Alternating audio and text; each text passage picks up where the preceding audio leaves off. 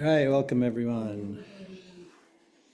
Let's see where we go tonight. This is kind of a continuation from last time because death and grieving, they're one.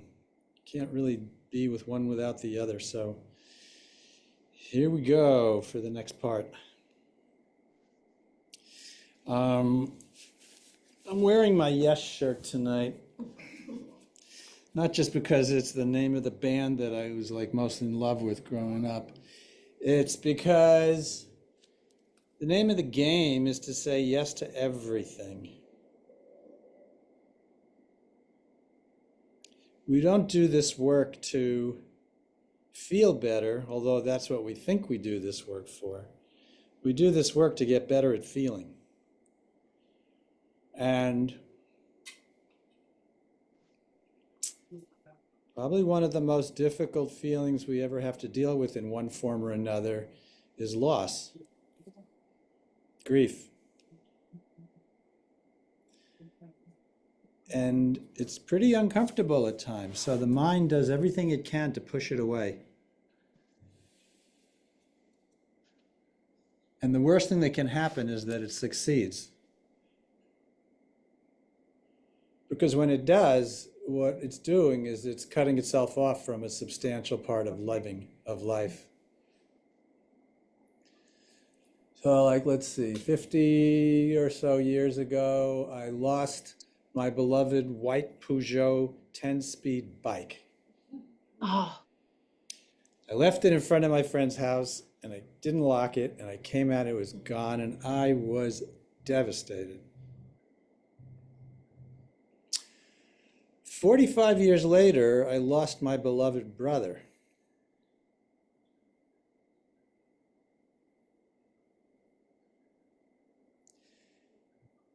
And eventually I came to realize that the only difference between those two losses was the magnitude and the intensity of it, the depth of it.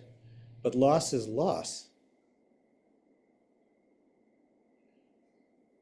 And so if we look at it, there's loss of all kind of things in our life. There's the loss of what could have been. There's the loss of what we thought we had that we didn't have. There's the loss of loved ones. There's the loss of objects. There's the loss of identity.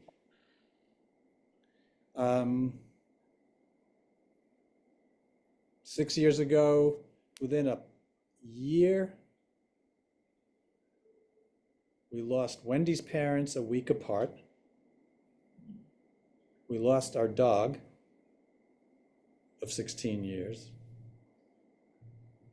We lost my brother. Then COVID hit.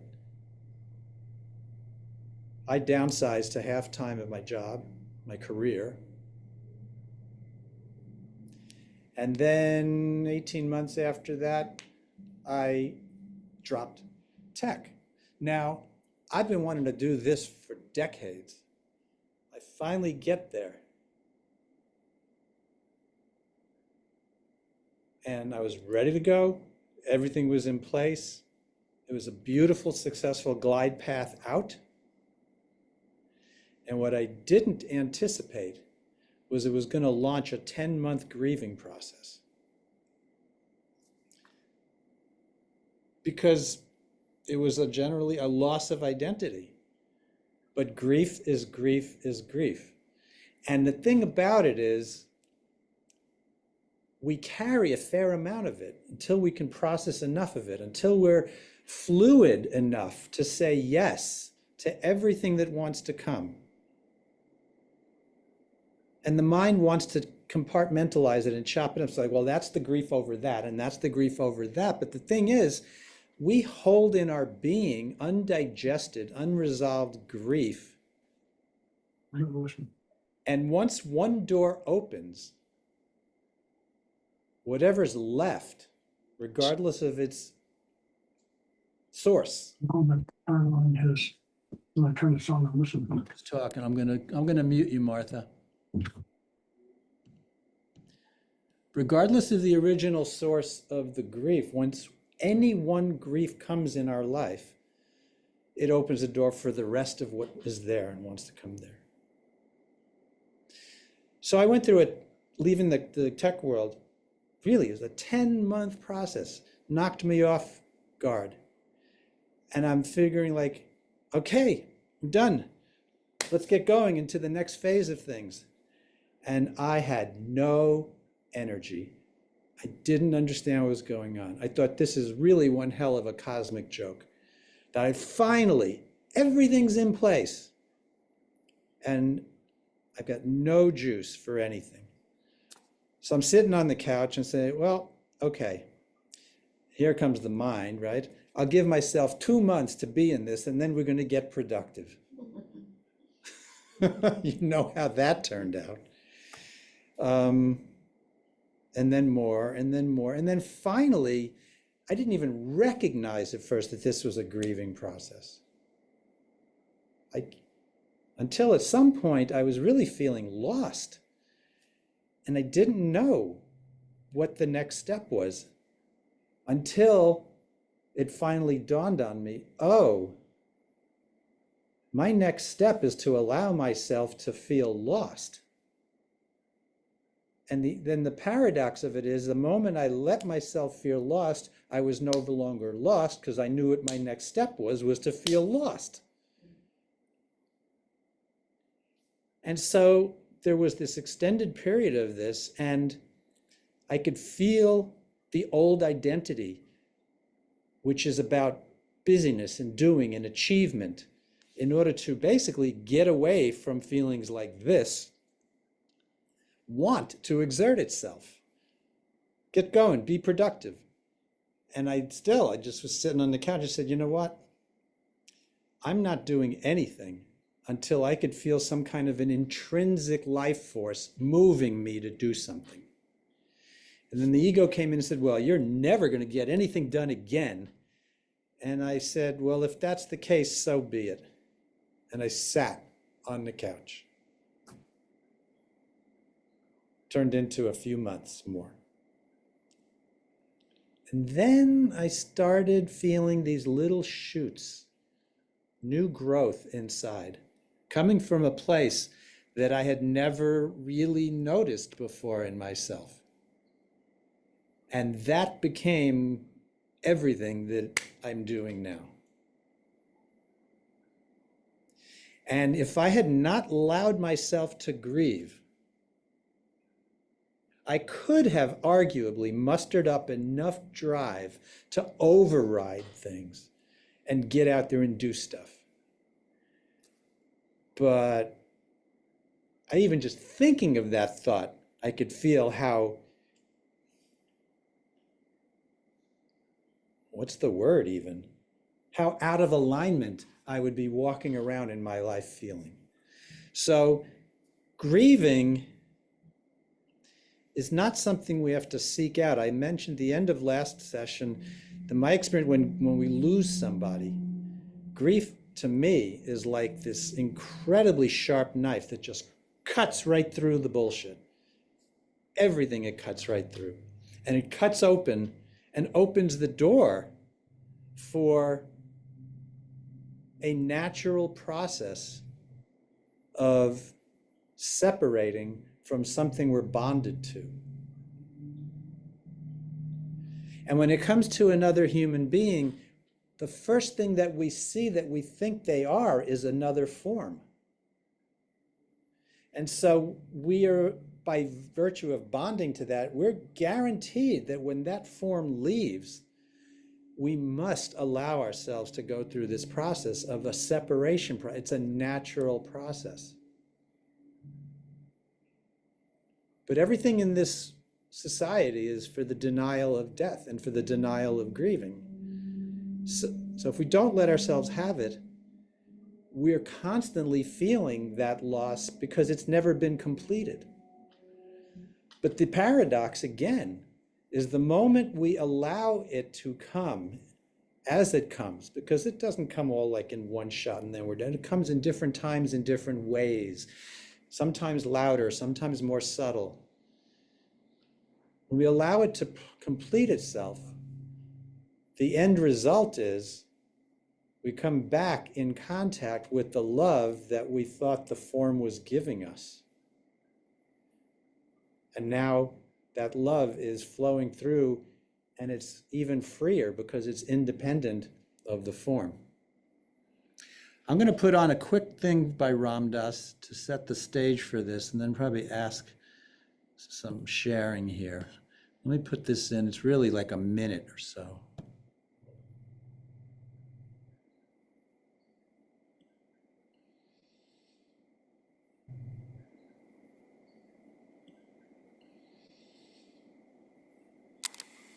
I hope you guys online could hear it. Let me know if you can. I do a lot of grief work with people. And what I often am finding myself saying to people who have lost a child or a spouse after many years is, you will grieve and grieve and grieve, and you'll come up for air and think it's all over and I'll be strong, and then you'll go back under and you'll go through depressions, and let it all run its course. Don't push it. Your mind will recite all the ways you've lost the person, but you'll never have the smell of their body. You'll, all these things. Milk it all. Don't push it away. But there will come a time when your mind will quiet down a little bit. And in the quietness of that moment, the love that you've ever tasted with that person will be living and present. And then you'll realize that what the essence was that made you connect with this person has nothing to do with death. The love transcends death, basically. But you're going to have to find it out for yourself. But it's true. Okay.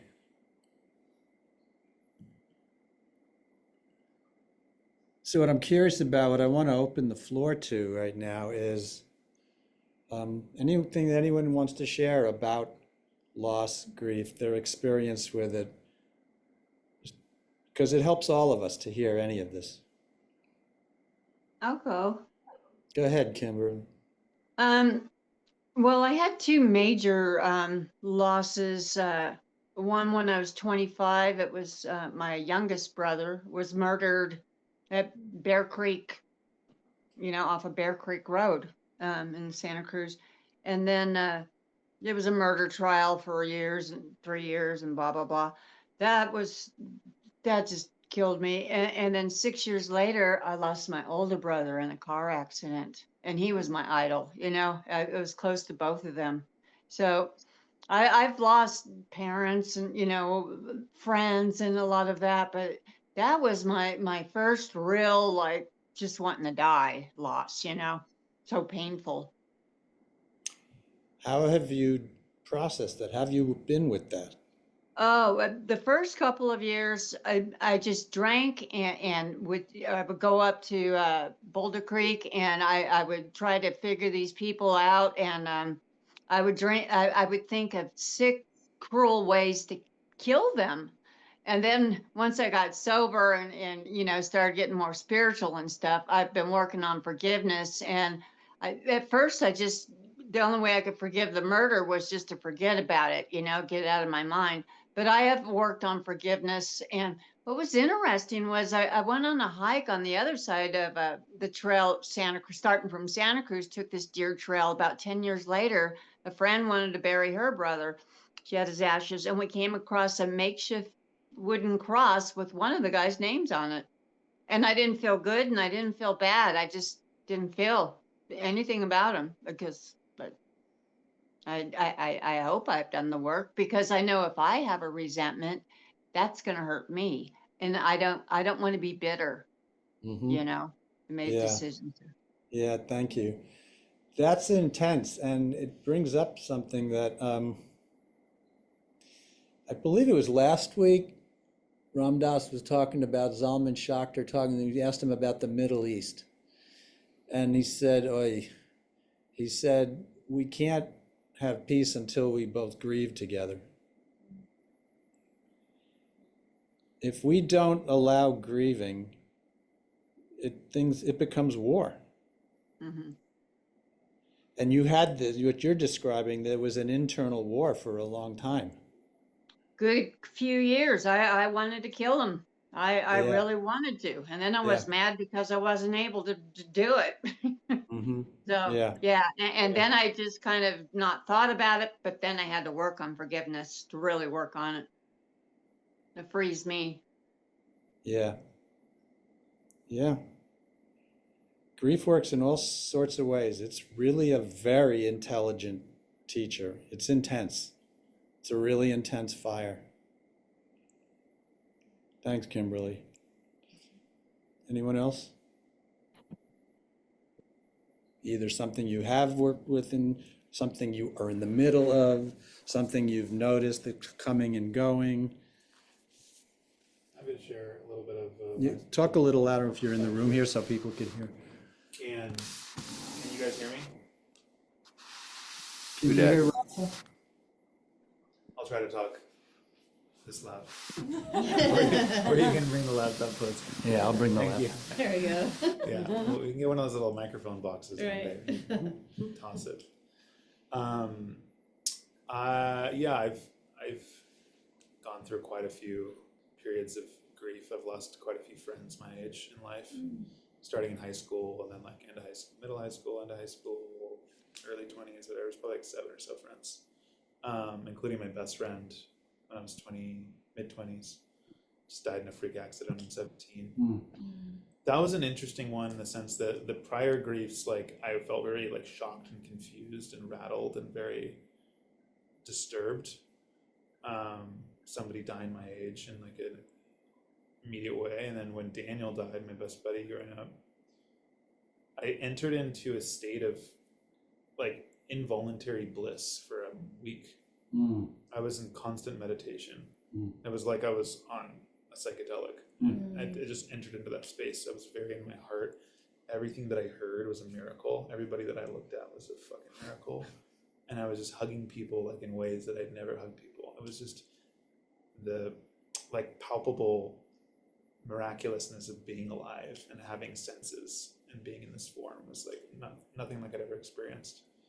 And at the time I didn't have any spiritual model or context to understand what was going on, but it was absolutely blissful. And all of my regular anxious thoughts and spiralings and stuff in my regular life completely disappeared. And then it came back online like 10 days later, 7 days later, whatever. But that was really remarkable. It was one of the more remarkable weeks of my life. It's a powerful awakening. Very powerful awakening experience. Yeah. He was so close to me, and it was such a freak way that he died that I felt like I died, but I was still here. That was like experientially kind of what it felt like. And there was something about that. It felt like a near-death experience to a certain extent, which meant still being in this form and being alive. It was like, holy crap, I'm so lucky. This is amazing. And so that was really interesting. And then a totally different form of grief is this last year I've been going through a divorce. And so grieving that has been a total roller coaster. So I'm sure many of you can relate to, whether it's that or a really hard breakup. Indifferent in the sense that there's the oscillation of like the stages of grief, going through anger and then regret and shame and anger again and then grieving and then back to whatever. And yeah, it comes and ebbs and flows in waves.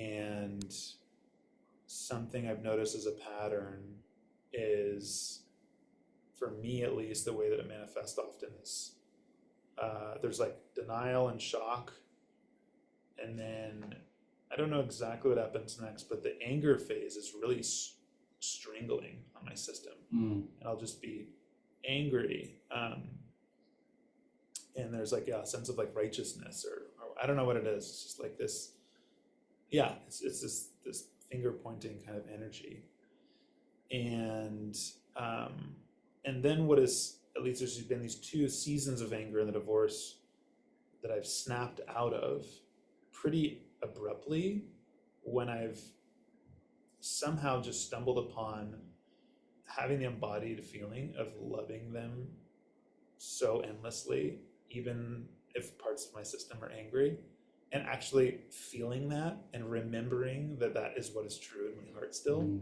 even if all the narratives in my psyche have been saying, no, like you don't love them anymore, and this is good that that happened, and you're moving forward, and you're going to learn from this, and your story of your life is still going to be even be better because you guys ended. It's making up all these reasons to justify and give me some confidence that going forward is like a good thing, and that leaving that behind was necessary for the story of my life, that it is meaning making in the process. But all of that, as helpful as it is to help take steps forward, was masking, was also part of like the reinforcements of the anger part of me, but was also masking the truth of this big part of my heart that was still back there. And it's like, I just still love the shit out of this person forever, and that's never, ever, ever gonna go away. And feeling that and allowing myself to accept that is what just just dissipates the anger and brings me back into like feeling the grief, which is love, which is grief, which is all the same thing. And then when I've returned back to like the anger waves from them, it's just a lot quieter, and it kind of just has settled the dust a bit. So anyway, it's hard to articulate the experience, but this is just a couple different. That was ones. pretty good. Yeah, you did well. Okay.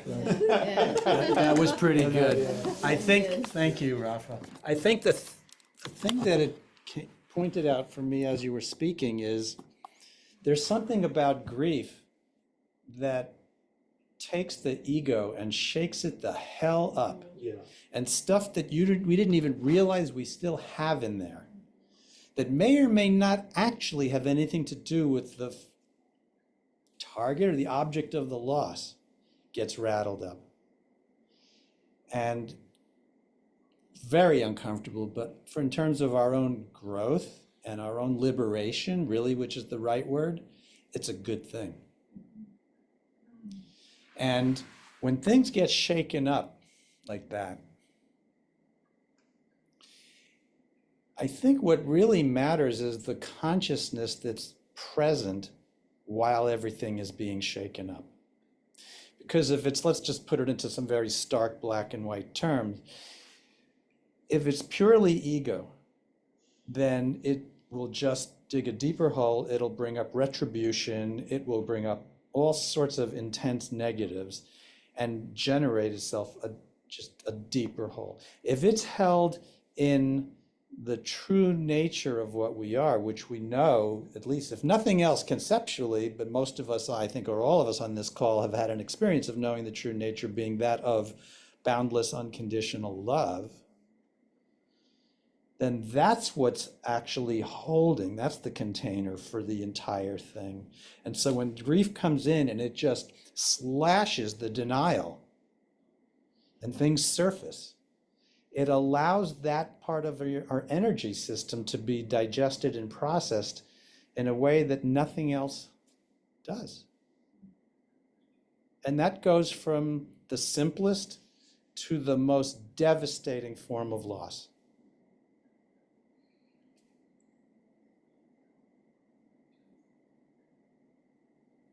Anyone else want to share? Hang on. Here, Kim. Hi, everybody. I'm Kim. You said the most devastating form of loss. I was thinking about a little bit about my story. For those of you who don't know, I was a principal at Palo Alto High School across from Stanford University for 11 years. And if you know anything about Palo Alto, we had 2 suicide clusters while I was principal. And in the 11 years I was on that campus, we lost 23 students to suicide. Not all from Palo Alto High School. Some of them were from our sister, most of them were from our sister high school, which was Gunn High School. And we had our first cluster in 2009, 2010, and then another cluster in 2014, 2015. And then in between there were some kids that we lost, students that we lost along the way too. And most of the students were, I feel my heart racing as I'm talking about this. Most of most of the students were ending their life by jumping in front of the train, which ran right through our campus. And as the principal, it was a lot to hold for the community. And it was just, there was so much fear. There was so much grief, but there was also not a, there was so much grief, and it was also not discussed or talked about, and it was like people wanted to sweep it under the rug and pretend it didn't happen. People were worried about the value of their homes if word got out that this was happening in our town.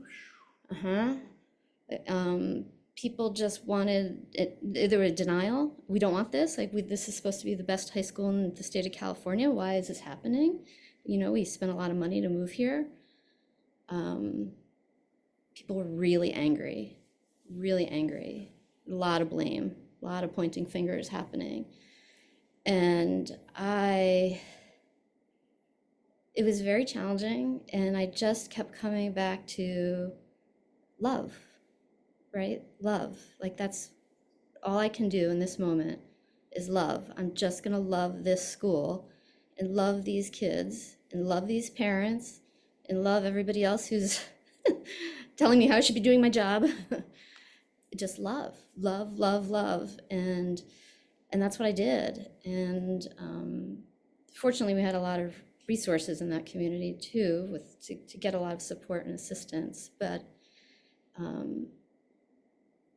it was one of the most challenging things it was the hardest thing I've ever had to live through and experience, for sure. And in the end, I left that job in 2018. I just burned out. There was so much collective trauma that was being unprocessed. It was taking a toll on my body.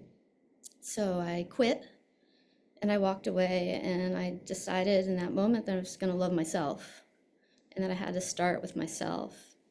And in a community that was refusing to grieve and refusing to acknowledge the trauma, I decided that was what I needed to do. And maybe that was what leadership is all about, is really just walking the walk, talking the talk. And so I spent the next year and a half just like Eric, just sitting on the couch, crying, in my sadness, in the tears, in the pain, feeling the loss of the school that I loved so much. I mean, if you drive by that campus, I built those buildings, right?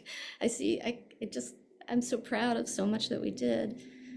And I had to walk away. I had to leave the school that I loved so much. But I had to choose myself in that process too. And so, it's been 7 years, and there's not the day that goes by where I don't think about that school and Palo Alto and my time there. And of course, I'm at a place now where I just feel so grateful that I had this opportunity and this experience. But I also can feel that there's still a lot of healing work that needs to be done in that community. I hope someday I can serve it in some way again. So. Thank you, Kim. Yeah, it's interesting. I don't talk about this much, so it's nice to glad. have a space to talk about it. Yeah. So thank you. Yeah. Yeah. Did you notice that virtually everybody's in that community response to all that trauma was their own unresolved grief surfacing? All their fear of loss. Well, it was just so much fear. Yeah. I So much I fear. get it, right? So much fear. There's a lot. There's a lot. And we're afraid that if we open up to the full catastrophe of it, to quote John Kabat-Zinn, it's going to just destroy us. Yeah. And so the irony, of course, is the fear of opening up is amplifying the pain. Because you're going to go through pain one way or another. And my experience is the more I could say yes to it, the more it flows and processes itself.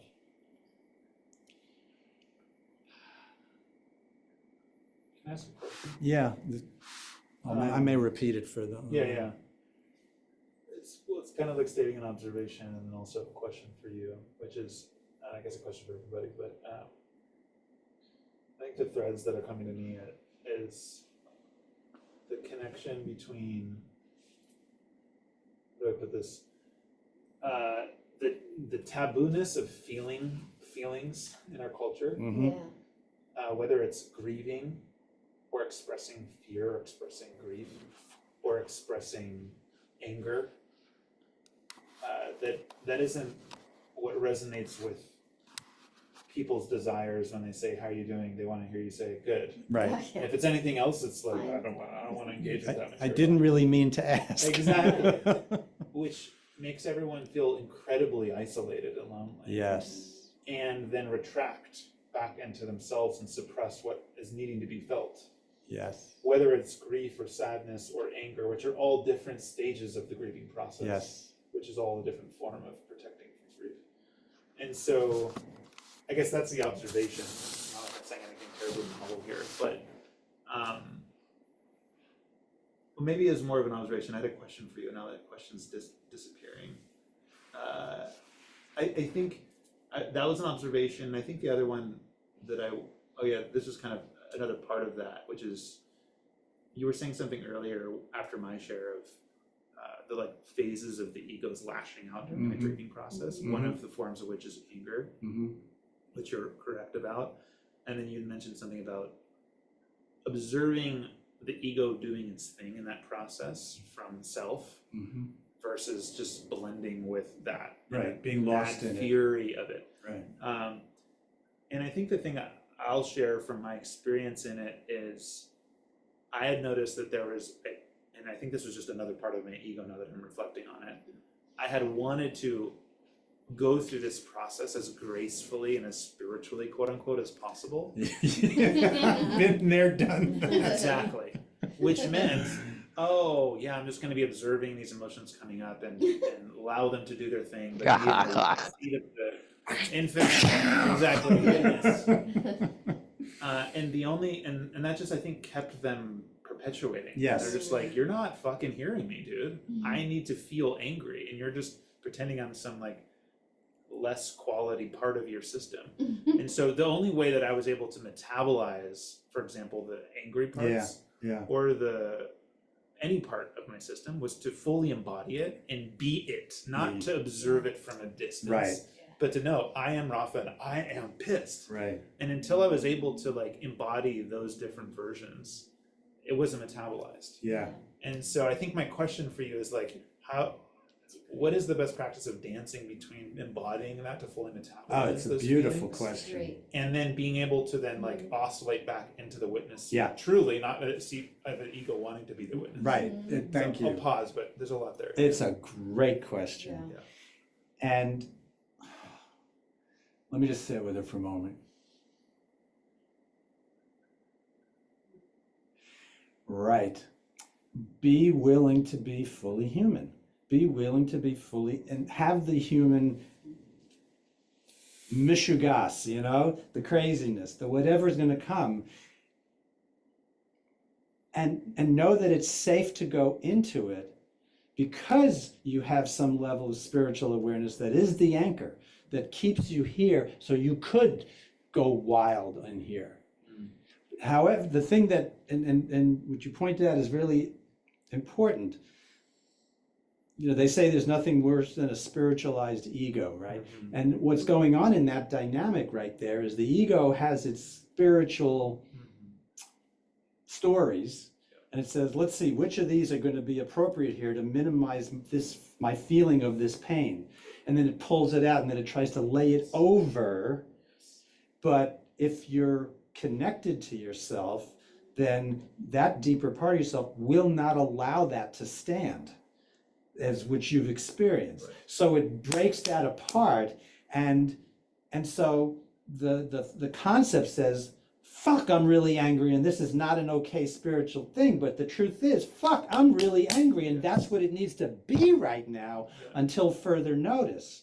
And so we don't allow ourselves to go there because prior to having any spiritual anchoring, we had gotten lost in there, and it had become destructive, and it had become compulsive, and it had become addictive in some ways. And so we have a residual fear of getting lost in enmeshment in it again.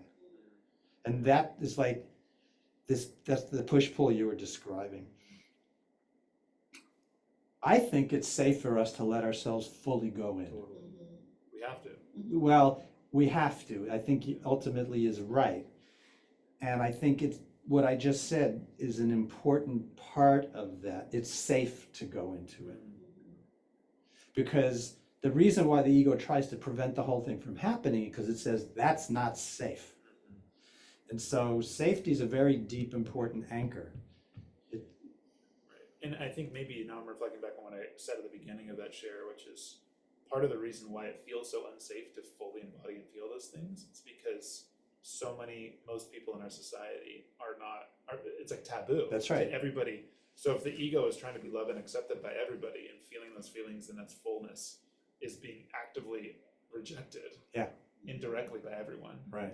Then it even more so doesn't want to feel those. The fear of it all. Right. And If I really allow myself, spiritual costume or something. That's right. If I really allow myself to be this, then are they still going to love me? Well, you'll find out who your real friends are at that point. You know, Marianne Williamson said, if speaking your truth, or let's say expressing your truth, however it needs to be right now, makes somebody not want to be around you, that's something you want to know about them. And so,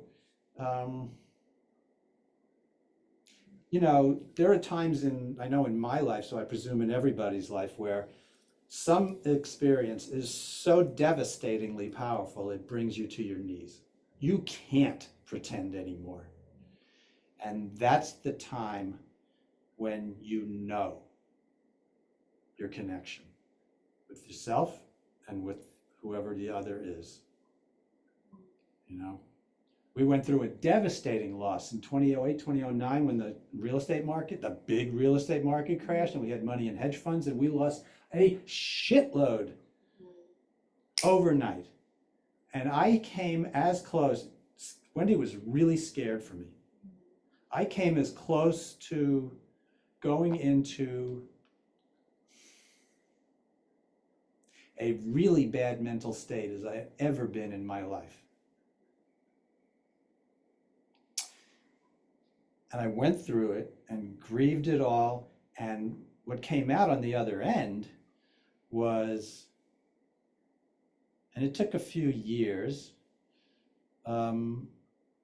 was that experience cut me free of a lot of unhealthy relationship stuff to money that I inherited from upstream, you know, my parents, whatever. And fast forward here we are in a financial state that's many multiples stronger than it was right then. But I believe this happened because I let myself go through that whole thing. And so I could have done everything necessary. You know, I did the practical things. Okay, time to drop my company and go get a job. You know, this, that. And that was an appropriate thing to do while letting myself just be in the devastation of it all. Aaron, Yeah. Yeah. what I'm thinking about is how it ties in a little bit to what you just said about the letting go part of changing. What I'm thinking about in the terms of the grief and the allowing, that's not in the fear, that's not in the pain, but it may be kind of like sitting on the couch. It's in the nothingness, but allowing yourself to not be yourself and to just be in a suspension of what you're trying to find, what you're trying to live, what you're trying to bring, whether that's bringing the love into you, whether that's letting go of something that you were attached to about what it looks like in your life or who it was in your life. But being able to touch the place that's beyond all of it, that's connected to everything. I think you're right. I think you used the word suspension is a really good word. That we have a certain set of hooks, safetyness, in our life, I know this is consistent, this is consistent, this is consistent, and then something comes in and blows some of that up. And so all of a sudden we're destabilized. And that sense of self, which frankly is made up of a lot of false identity and some true identity, gets blown apart. And the idea of being in a suspension, I think of it as being in this fluid where all of a sudden there's not much clarity there, perhaps. There's not much sense of how am I going to go forward? What's going to happen, etc. All of a sudden, all these things are in the unknown. And it's a very fertile time if we can allow ourselves to simply be in it as it is. Exactly as it is. Without trying to solve anything or figure anything out, and just say, just like when I was in that space, like until further notice, I have no idea what's going on, where I'm going or other, you know? And I think it's during those times when, if we let ourselves just really give ourselves to the experience fully, it opens us up to a deeper level of trust than we've ever had before. If we scramble and try to put all sorts of replacements in place of that which is no longer there, that stuff usually doesn't work. The classic definition of that is the rebound relationship.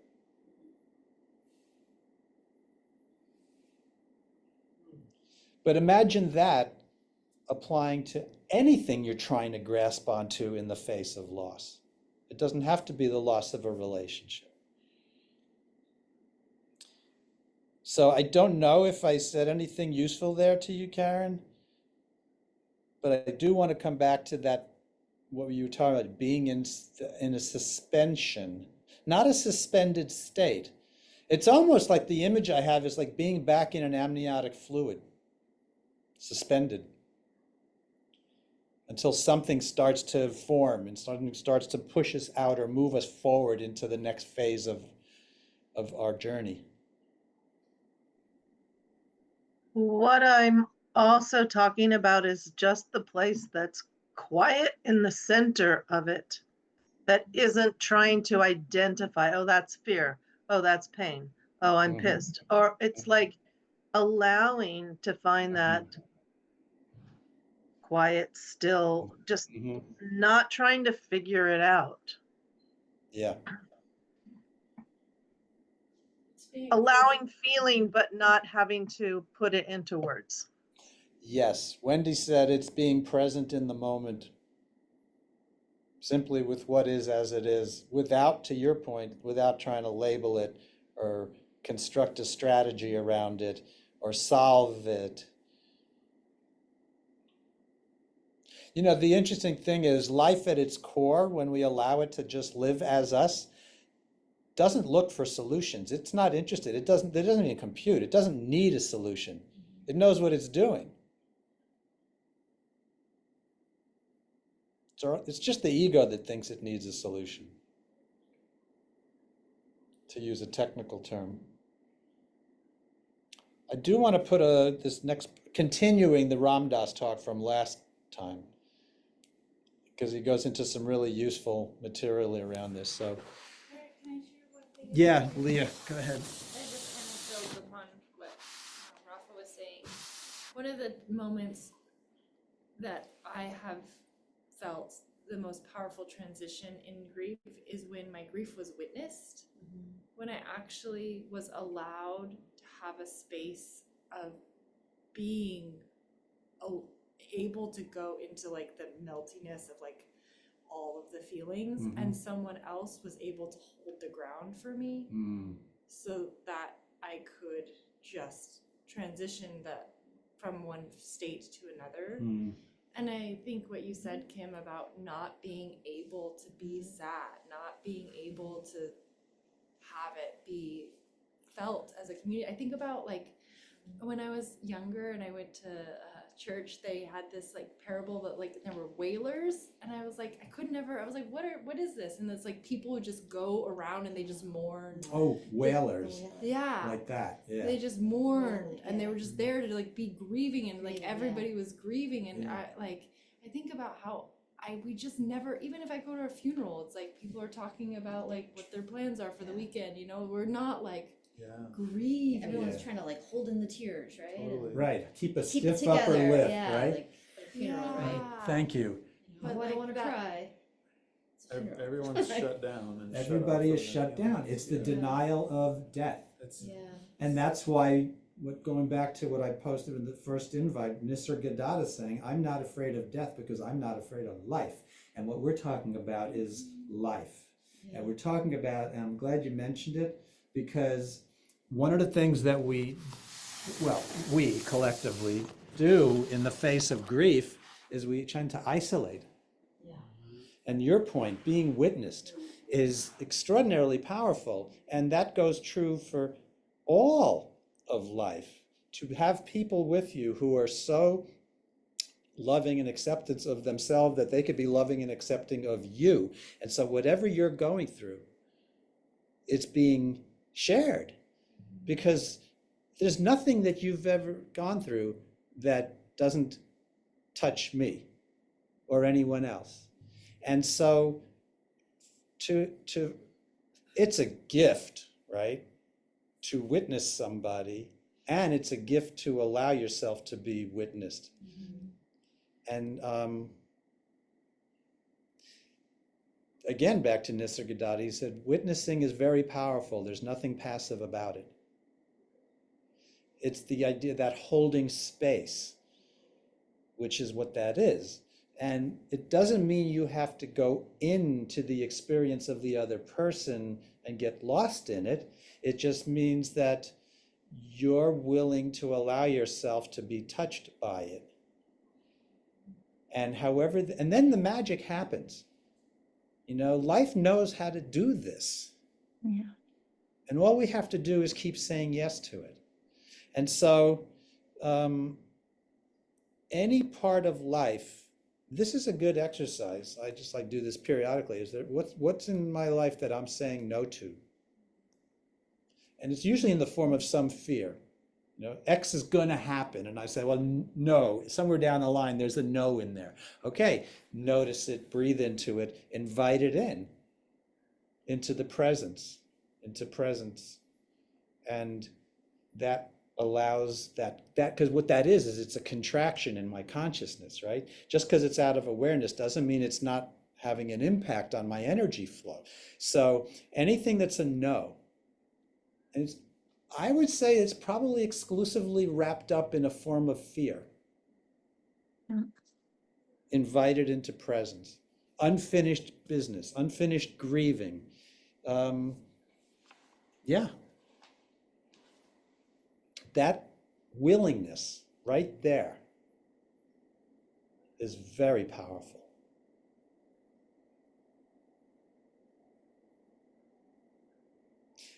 Because I say this a lot and it applies again, no feeling can harm us. It's the resistance or the fear or the no to the feeling that is doing the harm.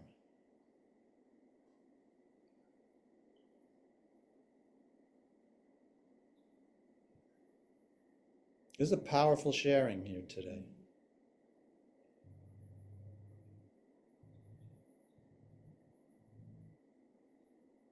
I imagine the more that we allow ourselves to metabolize our own intense feelings, the more able we will be to be the anchor for each other to metabolize Yes. our feelings, because when they come up, when we are then witnessing those in someone else, it won't be mirroring something in ourselves that we have not yet metabolized. Yes.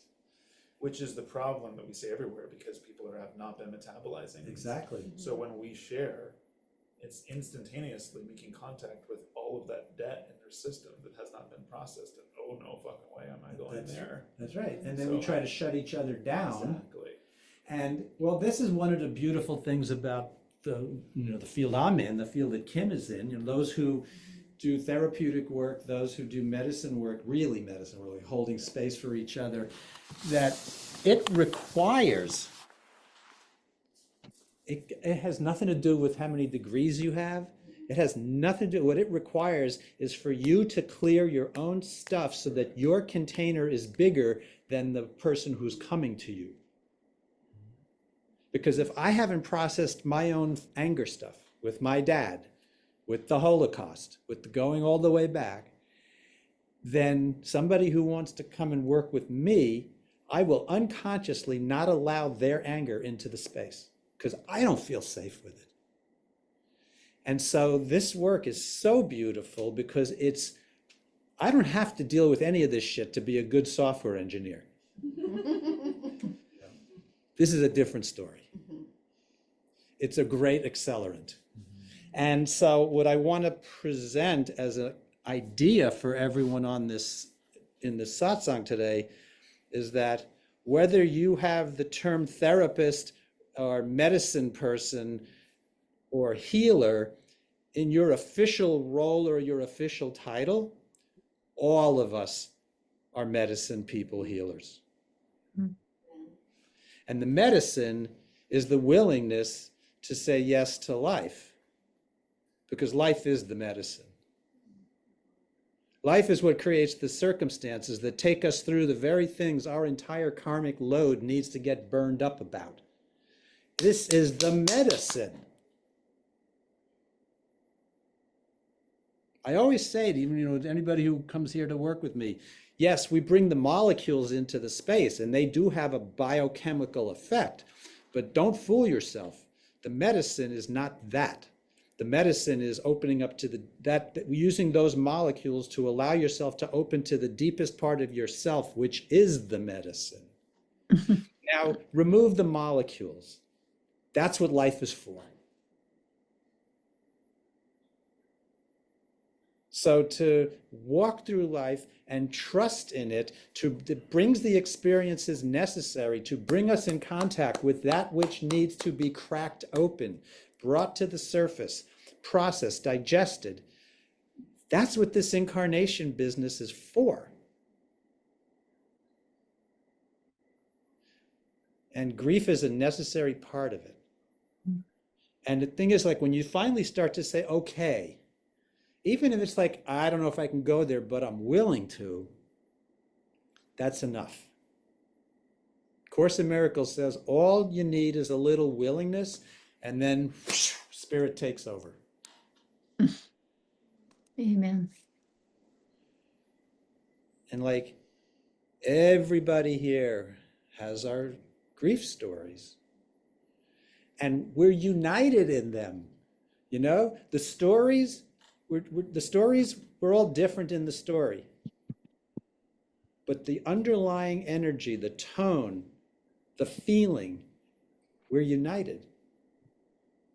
We know this space together. And so opening up to grief together is a connector. It's not the only one, because right there with it is joy. And if you can't let yourself open to grief, you can't let yourself open to the joy. There's just one door. There's just one door. Yes, sir.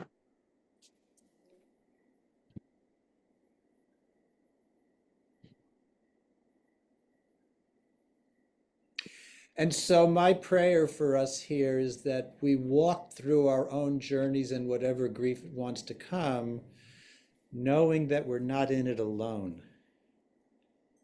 Yeah. That this connection is the infinite power that carries us through. That's the truth.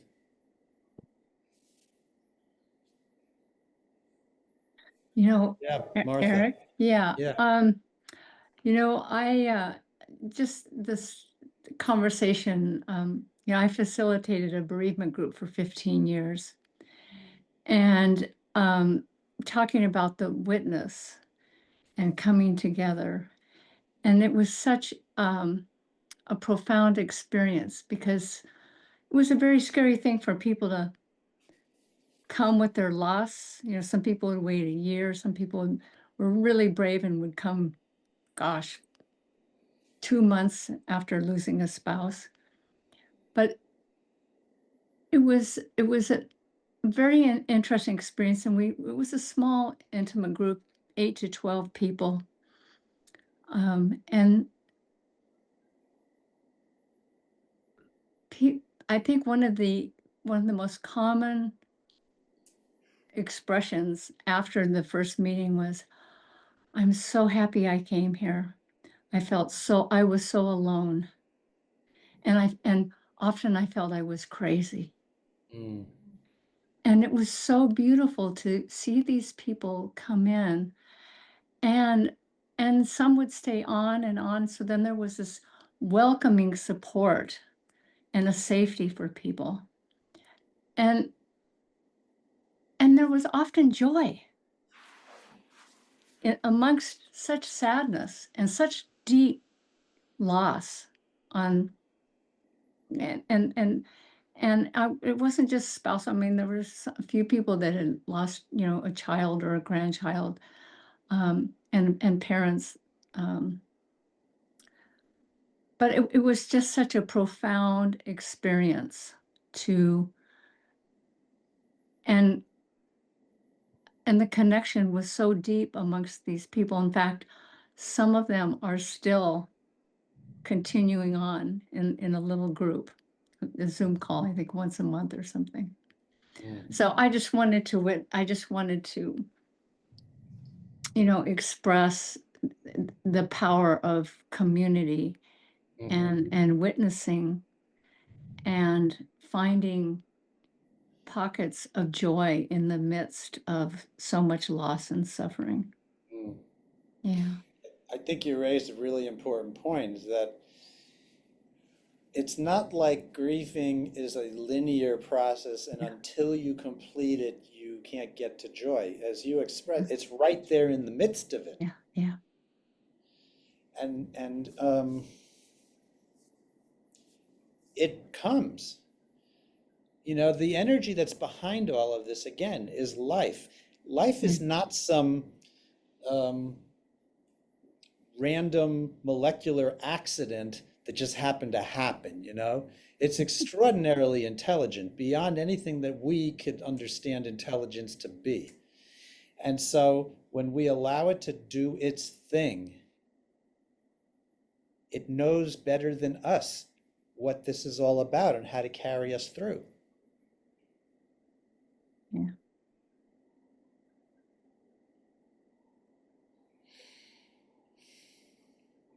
Yeah. And holding the space. And holding the space. Right. And by being connected, because there are times where I can't hold the space, but somebody else can. Yeah. Yeah. And so between all of us, there's always space being held. And including to people we've never met. We really are connected at this profoundly deep level. Yeah.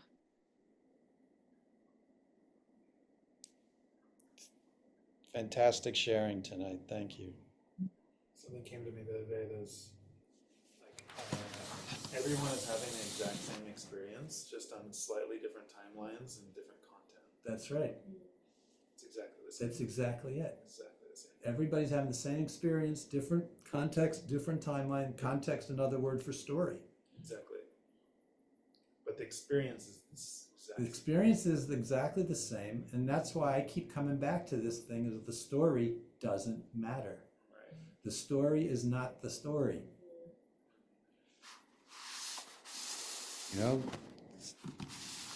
Some of you have worked with me one-on-one, and I can be infuriating when I just keep cutting off the story, saying, that doesn't matter, let's get what's under it.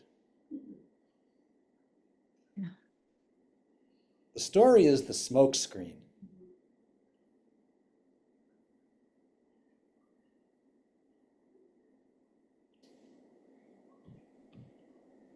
This is continuing from where last week. And so with Mary, I'm sitting with Mary and I am falling into love with her.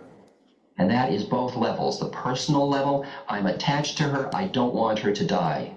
I've gotten to love her so much, I don't want her to die. And the other part, she and I are just floating in the ocean of love. And I realize, and what she is experiencing is such an intimate human contact as I am. We are both dying together. And we go right up to the moment of death. And at that point, what happened to me in that case was I then found myself separating myself from her because I wasn't yet capable of staying in love through death. And that's my work on myself. I could stay in love through dying, but not through death yet. And yet, love transcends death. But to be that wisdom is different than knowing that wisdom. And I am dying into that wisdom. Is this too weird for you, or are you still here with me? Because I work a lot with people that are grieving, and my way of supporting grieving is to say, grieve, my God, grieve. Don't try to stop grieving. And don't be strong, grieve some more, go grieve some more. Just allow the human pain, don't hide it, just let it keep going through it. And then at some point, you will quiet down naturally. It might take a couple of years, who knows? At some point you will quiet down, you will be quiet enough to realize that the love, when you and another person enter into the space of love together for even a moment, that relationship has transcended relationship. You have entered into a unitive moment together, and that transcends death. And at that moment, when you quiet down enough and you're sitting with your beloved, you suddenly realize that where did they go? As Ramana Maharshi said, where could I go? I'm still here. Just the form that left. You were busy missing the form. You weren't missing the essence, because the essence is here. And when you recognize that, you feel as a human being enriched by everybody you have loved, instead of deprived by the loss of their form. You realize that they're living through you, and that everybody you've ever loved is part of the fabric of your being now, in the way in which you go forward. And that's where grief gets transformed into a living love space, a spiritual transcendence of the pain. There was a nurse in a seminar that Elizabeth Kubler-Ross and I were doing together. She was about in her, I think, late 20s, and she had 3 children, and she had advanced cancer. And she had been through many, many operations. And it was a very poignant story with 3 young children. And she said to the audience, what would you feel if you came to visit me in the hospital? And different people raised their hands, and Elizabeth wrote on the board, and some of them said anger, and some of them said anger at God, some of them said pain, some of them said sadness at your plight, some of them said confusion, a whole list of things. And she then said, you see the predicament? She said, all of you were so busy being with 28-year-old nurse with 3 children with cancer. Nobody was with me. You see the issue, I mean, when working with an AIDS patient or cancer patient, the symbolic power of dying is so powerful that it's extremely hard to get through it, to be with the person behind it. Like, I have a friend, Kelly, who was a quadriplegic. Kelly was a quadriplegic. He was hit on the side of the head when he was about 9 years old, and it was misdiagnosed. So you can hold his hand over an alphabet board and he can spell out words, and that's the way he communicates. And he's fully awake and fully brilliant, and he's 33 years old. Kelly is a delight, absolutely a delight. I had Kelly introduce me once when I was speaking before a group of doctors and holistic health healers, and about 500 people in the audience, and Kelly was wheeled onto the stage, and of course they were all aghast, you know, like Kelly spells out RD, Ramdas, RD says we are not our bodies, amen.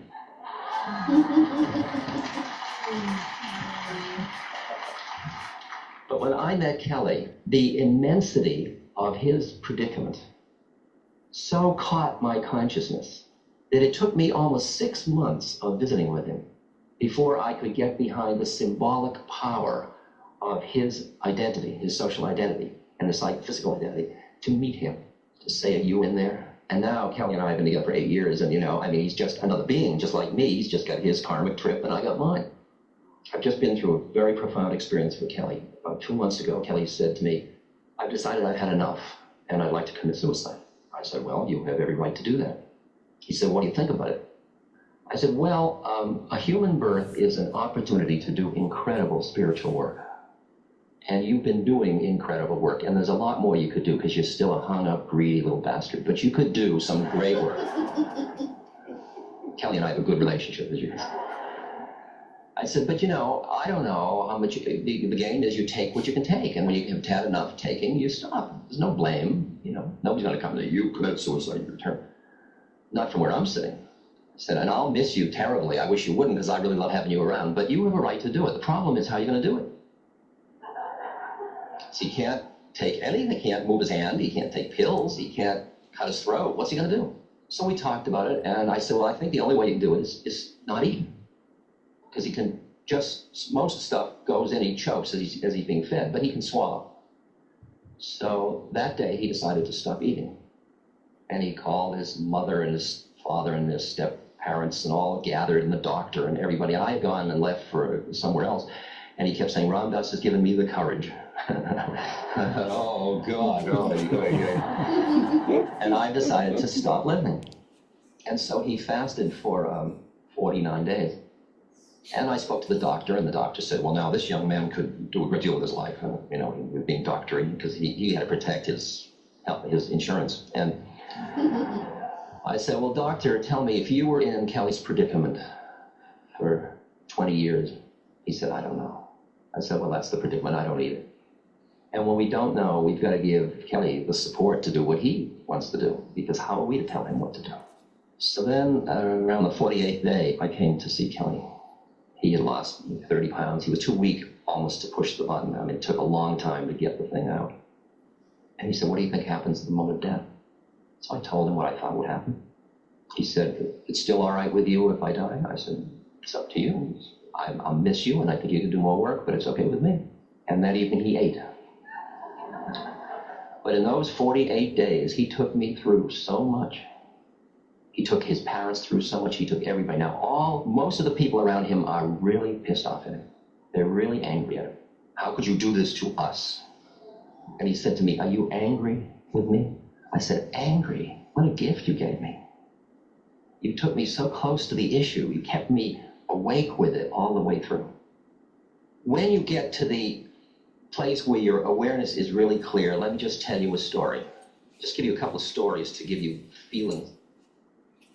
In an olden time, an army is going through villages and it's killing many people, and it's a Buddhist country, and it's disemboweling the monks, and it's getting rid of Buddhism, which happened a lot in times of Genghis Khan and stuff like that. And there was one particularly harsh captain, and he had a bad reputation of being very cruel.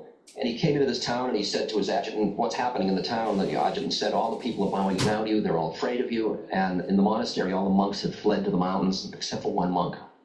And the captain was furious that there was a monk who was still there. And he got up and he walked to a monastery and he pushed open the gates. And there in the middle of the courtyard was the monk, just standing there.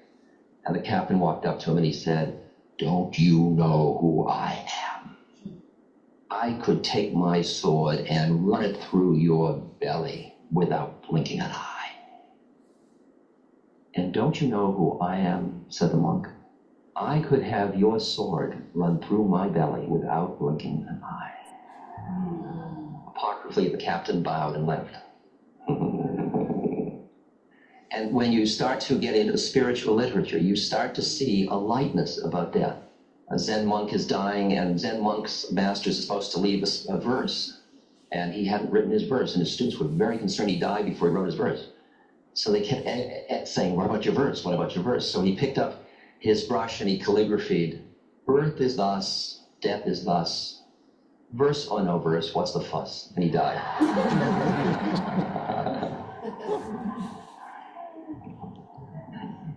I want to read you just two things. And I went way out on a limb here, and I had to do this, and I'll explain why. This is one of the hardest stories you'll have to hear. An 11-year-old girl and her girlfriend went to the Jewish Community Center in the Northwest to play tennis. And they were both raped and murdered. And I was called that night by somebody who said, the parents are people who have read your books and listened to your tapes, and perhaps there's something you could say to them at this moment. And I realized I couldn't do it tomorrow. It had to be done right now. And so I sat down, and the enormity of that pain was so great, it catapulted me out of the ego part of me that felt insecure in writing. And so I wrote this letter, which I'd like to share with you. Dear Steve and Anita, Rachel, the daughter, Rachel finished her work on Earth and left the stage in a manner that leaves those of us left behind with a cry of agony in our hearts as the fragile thread of our faith is dealt with so violently. Is anyone strong enough to stay conscious through such teachings as you are receiving? Very few. And even they will have only the briefest whisper of equanimity and peace amidst the screaming trumpets of their rage, grief, horror, and desolation. I can't assuage your pain with any words, nor should I. For your pain is part of Rachel's legacy to you. Not that she or I would inflict such pain by choice, but there it is. And it must burn its purifying way to completion. For something in you dies when you bear the unbearable. And it is only in that dark night of the soul that you are prepared to see as God sees and to love as God loves. Now is the time to let your grief find expression. No false strength. Now is the time to sit quietly and speak to Rachel and thank her for being with you these few years and encourage her to go on with her work, knowing that you will grow in compassion and wisdom from this experience. In my heart, I know that you and she will meet again and again and recognize the many ways in which you have known each other. And when you meet, you will, in a flash, know what now it is not given to you to know, why this had to be the way it was. Our rational minds can never understand what has happened, but our hearts, if we can keep them open to God, will find their own intuitive way. Rachel came through you to do her work on Earth, which included her manner of death. Now her soul is free, and the love that you can share with her is invulnerable to the winds of changing time. Love from us. Let me just share with you one more story. When I came back from India in 1968, I was living in New Hampshire on my father's farm. And a young fellow came to see me. He was about 18 or 19. He was living in the Lower East Side of New York. He was from Russian parents. And he was from quite wealthy parents, actually. But he was living as a kind of a hippie in New York with his girlfriend. And he came to see me and he said, I'd like to study yoga with you. Hatha yoga and so on. I was teaching all those things at the time. And we sat together, and he was a very unusual fellow. And at one point, we were looking in one another's eyes, and this blue light flashed between our third eyes. And it was so powerful, we both fell over backwards, same moment. And I had no idea what that was. So he began to study yoga, and he would come to see me. His parents had a place nearby in an island, and he would go there, and he came to see me. And he started to improve. He was doing hatha yoga. Pretty soon he was doing it. By the end of the summer, I said, look, you now need a real teacher. I mean, I'm great, but I'm kind of a schlock, teacher, and you need a real one. And so I suggest you see so-and-so or so-and-so. He said, well, I think I have enough of the basics. I'm going to go into a cave on my parents' place down in Arizona, and I'm just going to do yoga all winter. If I can just fly to wherever you are once a month and see you, fine.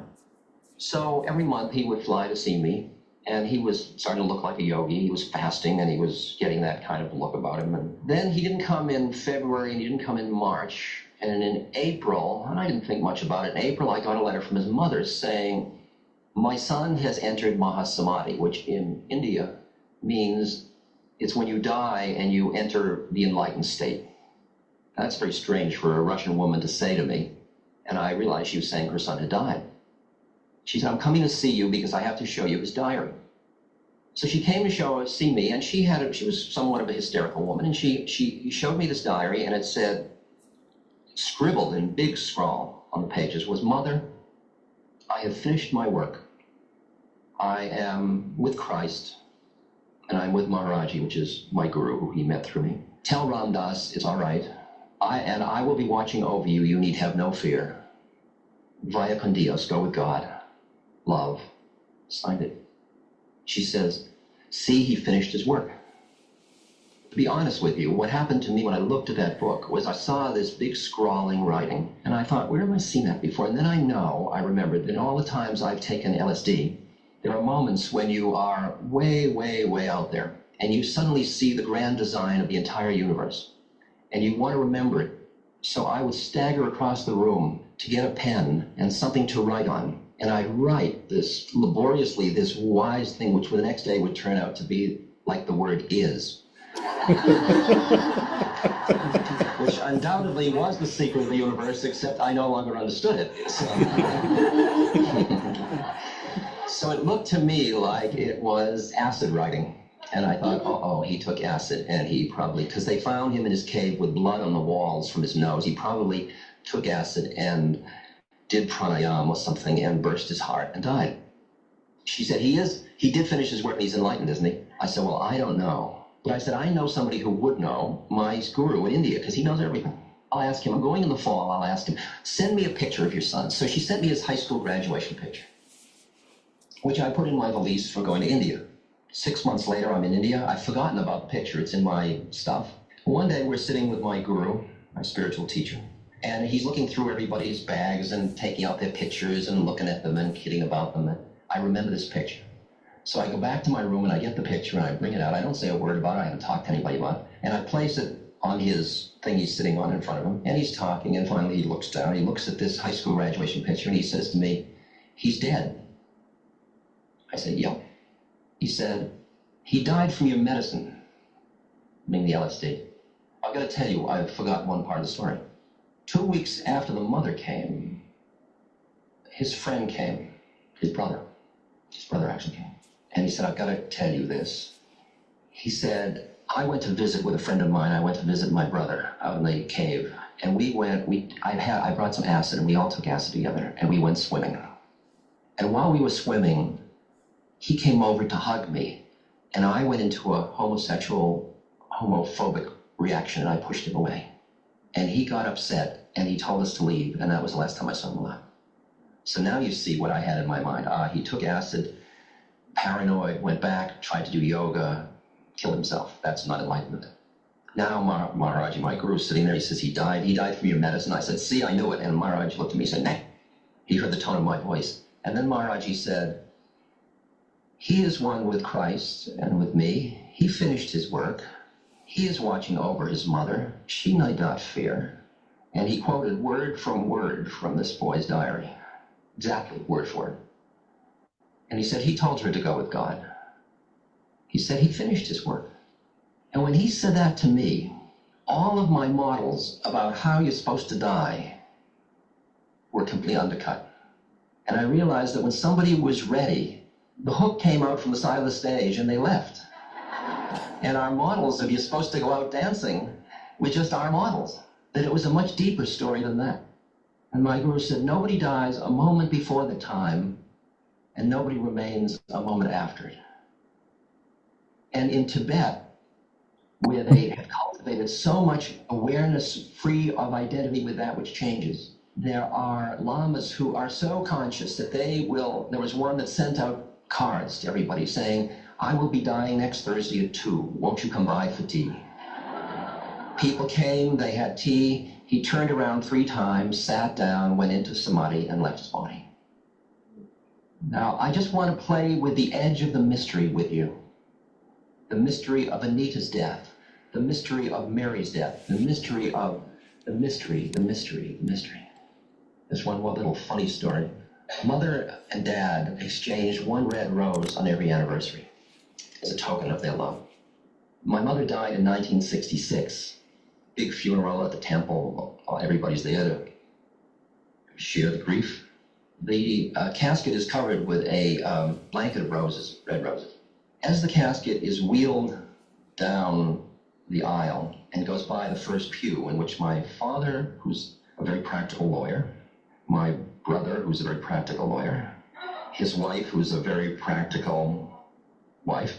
I have another brother who's crazy and thinks he's the Messiah, and his wife, who's a very practical person, and me, who's completely meshuggah. So as the casket goes by, one rose falls off the blanket at my father's feet. Now, who can resist? We all see the rose. As we are leaving, my father reaches down and picks up the rose, and we go out and get into the Cadillac limousine for the ride to the airport. My brother, the Messiah, says, I guess Mother sent you a message. Because nobody else could say that. They were all too practical. But everybody agreed, because they were all in that state, you know? I mean, they'd never agree on other conditions, but they all agreed. The next thought in the car was, how will we save the rose? Okay. This was in '66, so preserving methods were, so it involved suddenly telephone calls and this and that's and flying it in ice to somewhere. And it was put in a glass container, with water in it, sealed in, and it was on the mantelpiece. But the method hadn't worked quite well, and slowly the water turned this kind of brackish, brownish quality. And after a few years, my father was ready to remarry. And carrying this brackish thing.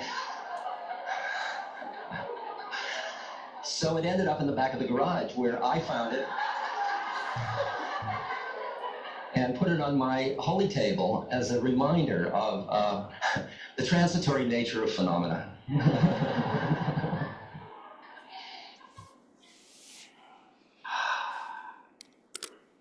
In Tibet, when they give you instructions, they say, at the end, they say, as the earth element leaves, your body will feel heavy. As the water element leaves, you will feel dryness. As the fire element leaves, you may feel cold. As the air element leaves, your out-breath will be longer than your in-breath. The signs are now here. Don't get lost in the detail. Let your awareness go free. Imagine, oh, I'm thirsty. She's thirsty, give her water. I'm cold. Instead of, the earth element. The water element.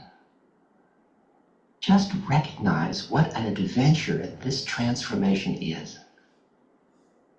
The appreciation of death and the spiritual journey after death is the prerequisite for living life joyfully now.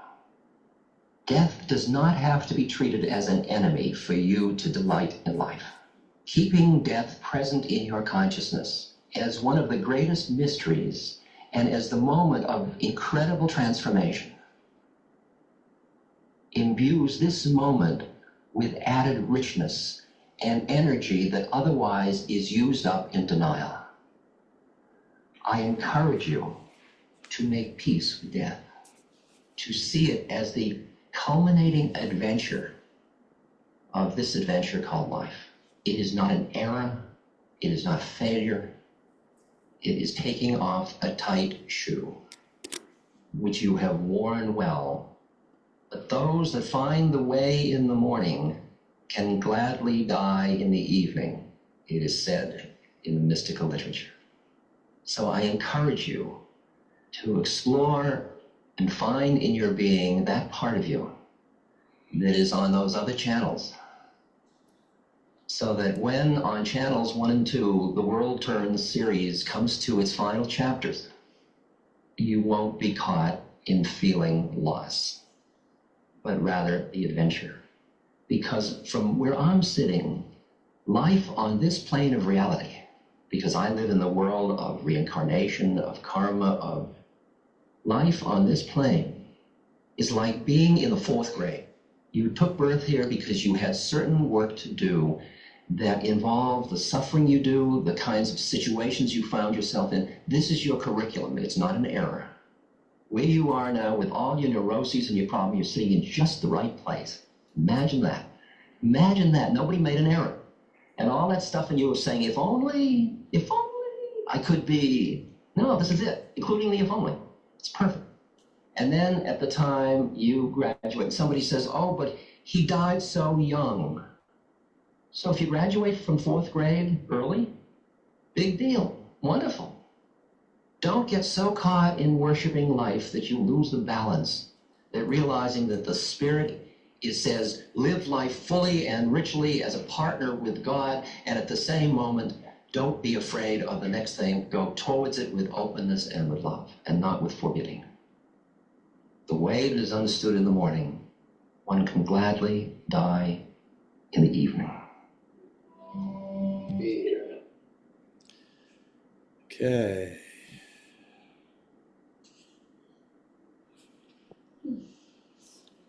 There you have it.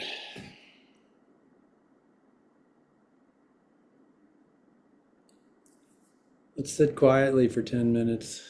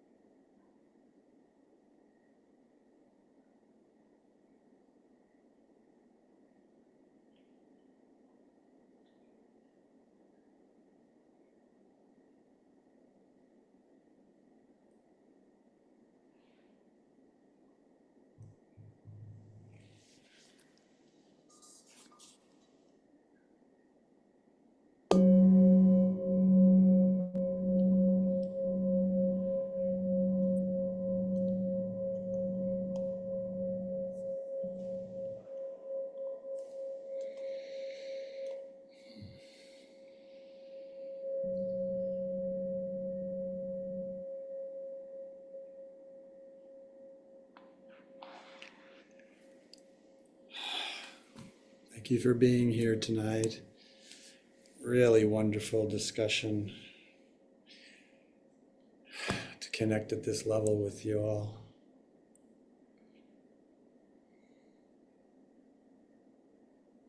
Thanks, Eric. Thank you.